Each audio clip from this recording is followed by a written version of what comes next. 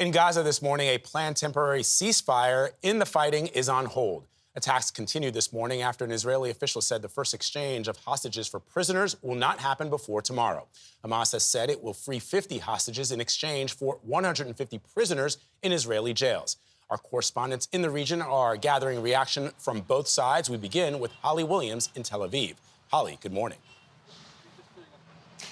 Good morning, Vlad. Around 10 U.S. citizens are still unaccounted for following the October 7th attacks, some of them thought to be hostages. One big question now is whether we'll soon see Americans being released by Hamas. Ahead of the temporary ceasefire, Israel's military continued to pummel the Gaza Strip. Its besieged residents told CBS News a 4-day pause in fighting isn't enough. We've lost thousands of people, said this girl. If the war continues, we'll lose everyone. But the temporary ceasefire could be extended. Under the deal, Hamas is incentivized to release more of its captives. Every 10 extra hostages freed will lengthen the pause in fighting by a day. Here in Israel, 6 weeks of anxious waiting could soon be over for some of the hostages' families.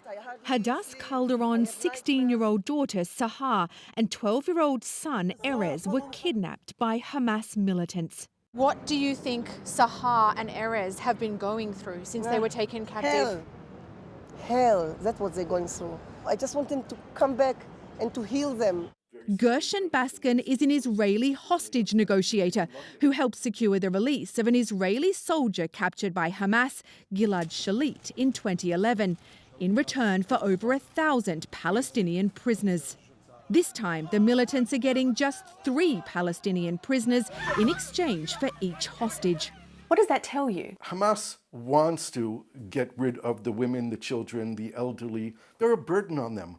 Once they have the soldiers and only the soldiers, they will then begin demanding what they really want, which is the release of all the Palestinian prisoners in Israel.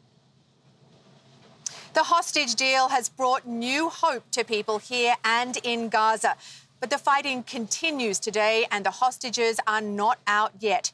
Now let's go to Imtiaz Tayyab, who's covering the Palestinian side from the West Bank.